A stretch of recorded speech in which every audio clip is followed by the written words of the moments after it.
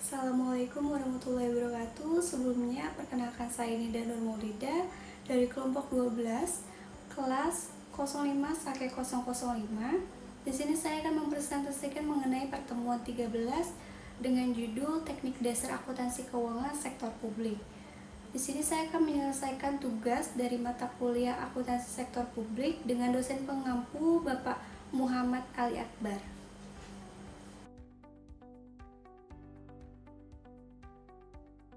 Pada pertemuan 13 ini kita akan membahas mengenai teknik dasar keuangan akuntansi sektor publik. Di sini ada 4 pokok pembahasan. Yang pertama tentang teori akuntansi sektor publik, sistem akuntansi sektor publik, standar akuntansi sektor publik, serta teknik akuntansi sektor publik. Yang pertama di sini ada teori akuntansi keuangan sektor publik. Akuntansi keuangan ini harus selalu dikaitkan dengan adanya teori akuntansi mengenai pelaporan keuangan khususnya kepada pihak eksternal. Akuntansi sektor publik ini dikembangkan untuk menghasilkan laporan keuangan yang berkualitas, relevan, serta dapat diandalkan. Untuk mencapai hal tersebut tentunya ada beberapa hambatan yang dihadapi oleh akuntansi sektor publik. Yang pertama di sini ada objektivitas. Kendala utama terkait relevansi laporan keuangan adalah mengenai tingkat objektivitasnya. Pengguna laporan keuangan, salah satunya itu adalah stakeholder dari perusahaan itu sendiri, yang dimana ini seringkali menyebabkan bentrok atau benturan antara kepentingan manajemen dengan kepentingan stakeholder. Sebenarnya masalah ini sering disebutkan di teori akuntansi sebelumnya, yang dimana objektivitas ini seringkali berkaitan dengan hubungan keagenan, yang dimana hubungan ini terjadi pada saat salah satu pihak atau prinsipal menjalin kontrak dengan salah satu pihak lainnya atau agen untuk melaksanakan tugas yang diperintahkan oleh prinsipal. Yang kedua, di sini ada konsisten. Hambatan kedua ini terkait teknik atau metode akuntansi yang konsis atau seragam pada setiap periodenya. Hal ini ditujukan agar laporan keuangan memiliki daya banding antar periodenya. Yang ketiga ada daya banding. Laporan keuangan yang dihasilkan oleh sektor publik harus mampu dibandingkan dengan sektor yang sejenis, sehingga kinerjanya juga dapat dibandingkan. Hal ini berkaitan dengan objektivitas, yang dimana semakin tinggi objektivitas laporan keuangan, maka semakin tinggi juga daya bandingnya. Yang keempat, tepat waktu. Untuk menghindari tertundanya pengambilan keputusan bagi para pengguna laporan keuangan, maka laporan keuangan ini sangat diharapkan dapat disajikan tepat waktu. Kendala ini berkaitan dengan lamanya waktu dalam penyusunan laporan keuangan yang dibutuhkan oleh perusahaan karena isi laporan keuangan ini yang bersifat kompleks. Selanjutnya, ekonomis dalam penyajian. Manfaat yang diperoleh dari penyusunan laporan keuangan ini harus dipastikan lebih besar dibandingkan biaya yang dikeluarkan dalam penyusunannya, apalagi informasi yang disajikannya ini lebih banyak. Yang terakhir di sini ada materialitas. Laporan keuangan harus dapat mempengaruhi keputusan dengan informasi yang disajikannya. Selanjutnya di sini ada sistem akuntansi sektor publik.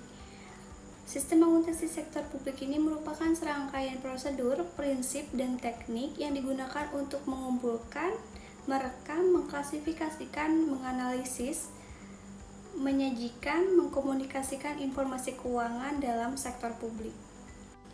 Dalam sistem akuntansi memiliki 4 aturan dasar. Yang pertama, rekognisi kegiatan operasi yang signifikan. Artinya, dalam sistem akuntansi keuangan harus dipastikan bahwa hanya peristiwa dan kegiatan ekonomi yang signifikan yang dicatat. Yang kedua, ketepatan pengelompokan kegiatan operasi. Setiap jenis transaksi ditentukan oleh waktu deteksi yang tepat. Secara prinsip, suatu operasi dapat didaftarkan atau diakui pada tahap tertentu dari proses transaksi. Yang ketiga, di sini ada sistem pengendalian yang menjamin reliabilitas. Sistem pengendalian ini terdiri dari dua komponen. Yang pertama itu komponen formal dan yang kedua komponen substansial. Untuk komponen formal ini merupakan pembukuan berpasangan atau double entry bookkeeping, yaitu kesalahan akuntansi yang akan dapat diketahui dan dilacak ketika jumlah sisi kredit tidak sama dengan sisi debit. Sedangkan komponen substansial yaitu mekanisme kesalahan kepentingan, yaitu kesalahan akuntansi yang muncul ketika mempengaruhi secara negatif kepada pihak ketiga. Yang terakhir, di sini ada perhitungan terhadap efek setiap operasi. Akuntansi keuangan baik sektor publik maupun sektor swasta ini memiliki beberapa kesamaan, yang dimana kedua sektor tersebut sama-sama memerlukan kebijakan keuangan agar setiap transaksi dapat diperlakukan dengan sama. Selanjutnya ada standar akuntansi sektor publik. Standar akuntansi adalah pedoman atau panduan atau prinsip yang mengontrol cara akuntansi diperlakukan dalam penyajian laporan keuangan dengan tujuan dalam pelaporan kepada pemakai laporan keuangan. Sedangkan prosedur akuntansi adalah aplikasi yang dipakai untuk melaksanakan suatu standar.